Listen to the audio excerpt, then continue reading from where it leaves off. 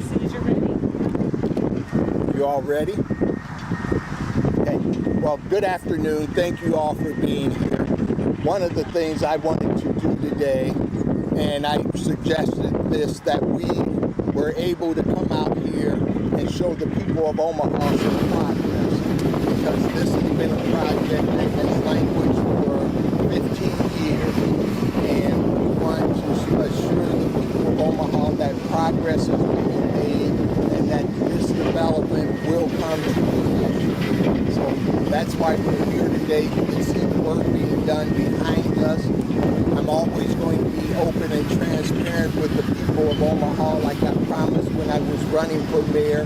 That is going to be the hallmark of my administration, that we're going to over-communicate so people know what's going on and they don't have to guess or wonder.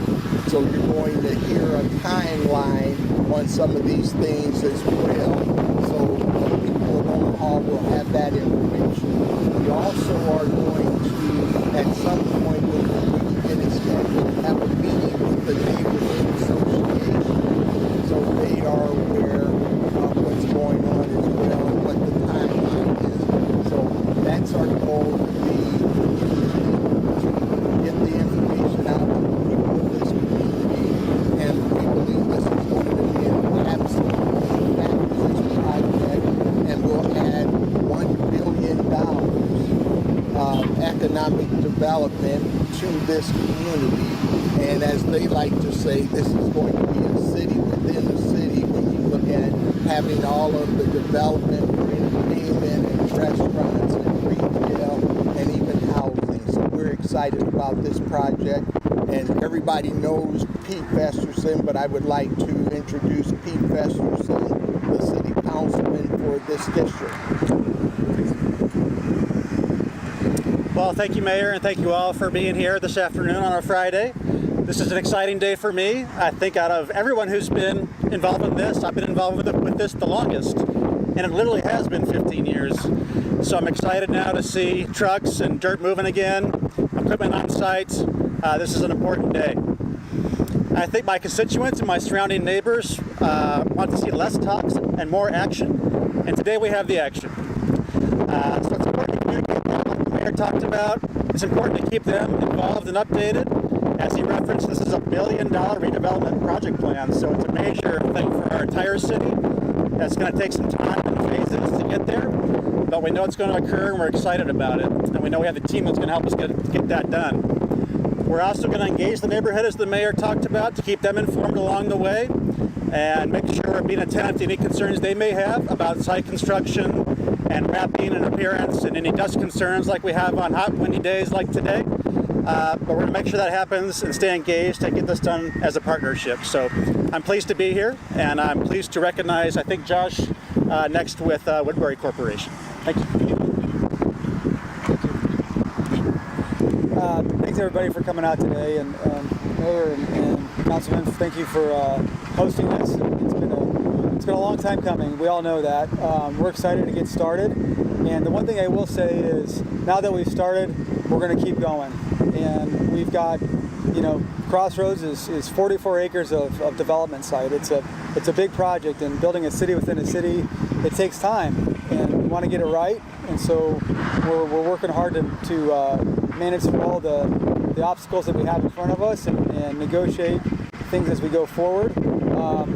So behind me is we're setting up to create a long-term home for all the contractors and teams that will be on here managing the work of the project. Off to my left is the first building that's going to be built, Block D, we call it, but it's the Gamescape on Cinema, where we were groundbreaking a few months ago. In fact, we just came back from Plano, Texas yesterday, meeting with Gamescapes. Great meetings, coordinating schedules, coordinating the development, coordinating the design, and so we're moving forward with that in short order. Block B behind us, is the next project that we built, and that's the multifamily with retail off of Cass Street. That's the next project. It's under design. And then off to my right here is Block E, which is our retail block. And we're actively negotiating multiple LOIs with retail tenants. We need to get those pinned down a little bit to continue to develop the design there. But we're thrilled to be here. We have an amazing partner, the city of Omaha. We couldn't be here without them. Appreciate all of our development team, consulting team, MCL, HBA, for all the hard work that they've done. It's really a team effort to make this happen. So with that, I'm going to invite Sam Howe, he's our project manager from MCL, to come on and talk some of the specifics about the schedule. Thank you. So, look, we're really excited to be here today and get this very important project kicked off. What you see, as Josh alluded to in the background, is a lot of our mobilization activity and setting up where our trailer complex will go. You'll see a lot of additional measures that we're setting up throughout the site for security and things of that nature. But next week we are going to start the mass excavation of the Block D parking garage, which is a 2-story cast-in-place parking garage at which Gamescapes will sit atop that. So as we work through the rest of this year, you'll see a lot of, it's deep down in a hole, but there'll be a lot of work going on with excavation, deep foundations, and as we get into next year, you'll start to see some concrete walls and us going vertical out of that hole. So we look forward, and 2 to 2.5 years from now, this block and all the other blocks, this will be wrapping up, and a lot of the other blocks will be well on their way as well. Thank you. Thank you. So I think what we'll do is we'll just take some questions for the developer and for Sam here. So why don't you both come up to the mic, and then you can tag team where it works for Pete and the mayor to step in. They will. Yeah, there was that ribbon cutting that was here 3 months ago, and yeah, maybe the neighborhood has been pretty skeptical because it seems like that was 3 months ago and not much has happened. What has been going on for the past 3 months between then and now? Yeah, good question. So we did the ribbon cutting. So we have, the lease was in place with Cinemark, and the timing worked out with them to be here. So that's part of the reason why we did that. But we were negotiating and finalizing the construction contract to get going, and then you can imagine this is, the construction contract is for 10 acres of ground, so it's a big contract, and there's a lot to go through there, a lot of details to work out. But then also, we had to get our insurance in place. I mean, this project alone, $60 million. And so we have to, everybody wants to make sure that insurance is in place and risk is mitigated, and then just the logistic of startup. And so that's what's been going on. What always has been the timetable to start, construction in September? You had said it started in, the late summer. And we were all like going, well, what is the late summer mean? Yeah, I mean, we weren't sure. It's hard to predict some of those start dates exact. And, we were working on the contract, working on the pieces and parts to get this going. Like I mentioned, it's a complicated project. There's a lot that goes into it. And, the contracts had to go through city council for approval because the city's part of is our business partner, our partners in this. And so just some of those things just take time. And it's late summer and we're going. So that's Block D, or Block D. Block D, yeah. What is the progress on Block B? That was supposed to start, right now as well, and has that? No. Block B has always been a little behind this just because of design. So we're in design right now with Block B, and that'll get started early next year. When could people start seeing actually pillars move out of the ground? Early next year, we'll have foundation work coming out of the ground. Just for some perspective, so we have to dig deep foundations. How many? 718 auger cast piles, which extend into the earth, for those that don't know, anywhere from 80 to 100 feet, just for Block D parking garage. And that's, following that is when we can start going vertical. So there's a lot of time that goes into making sure this very large parking garage is structurally sound. So there's a lot of structural work that has to go into this subgrade. So is the timeline still the same? Because I thought people were expecting to see stuff pull out of the ground, I guess this year. Well, we will be coming out of the ground. We have foundations that will be coming out of the ground. The deep foundations are going first, and the foundations coming playground next, and then we'll start setting columns, and we have to shore up the street, because this is the parking garage is underneath the ground here, so we have to shore up the street. So you'll start seeing vertical construction, late this year, early next year. Just get neighbors who drive past this every day and hope, and after the groundbreaking in June, but still months of time. We're super excited to be here, and we're glad that we're going. And now that we're going, we're rolling forward, and we've got a lot to do and a lot to continue to work on. And with the partnership with MCL and our design team, HBA, and the city, we're once the ball's started, we're going. We can't just there's no off button at the moment right now. So we're excited to be here and go forward. Could you go into detail about... Can I address this question really quickly? This has been a process that has gone on for 15 years.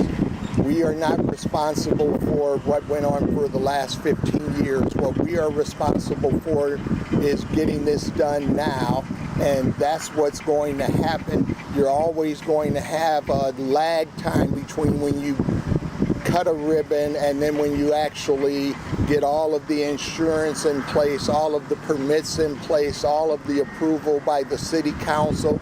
All of that has been done now. That's why you see the construction equipment, and you're going to see the excavation next week. So people have had to deal with this for 15 years. I understand that. I live here. So that's why we are going to have a meeting with the neighbors so we can explain the process, explain how the progress is going to go, and then give them the timeline so they can see that we're keeping our word on getting this project done. So. Could you guys go into detail about the mixed-use part of this? There was opportunities for housing. How many maybe apartments you guys have in this? Yeah, good question. So, we really believe the future of development, especially things like this, you got to have a mixed use. Shopping malls and office parks, those things are, from our perspective, kind of real estate developments of the past, and we really believe in having mixed use. So we'll have a number of different types of living here, multifamily, senior living, etc. We believe we'll have a hotel, hospitality play here, along with retail. We want to be retail centric. That'll be fashion focused retail with restaurants. And then obviously Cinemark is our anchor entertainment use. It's a 90,000 square foot, all-encompassing entertainment use that becomes the other side of the dumbbell to Target with anchoring this side of the development. So, we do think there's an office use here that makes some sense, but right now office development is a little tricky. But we do think there's an office play to have happen here. But the mayor said it, we're trying to build a city within a city. It's 44 acres, and it takes time to do that. And the type of tenants that we want to have come here, that we want to attract, we want to get it all right. And a big part of that is, the partnership with the city and parking, and then the adjacencies, who's next to who, all of those things matter. With these options, will there be any options for affordable housing? We know that's a big topic when we talk about housing. Yeah, you bet. All those things are things that we think about and talk about kind of internally. This first project is a traditional multifamily mixed-use deal, but those are things that we're thinking about right now. Okay. And I'm sorry if I missed it, but did you say how many units you have? We don't know. We've got to sort of work through the master planning of it, but the short answer is we don't know. Do you have an updated overall cost estimate for the overall project? The project was, when we negotiated the redevelopment agreement and the TIF, it was sized to be, just right around $1 billion. And that's a big number. It's sort of a scary number in some ways, but we need to create the density here to justify the investment.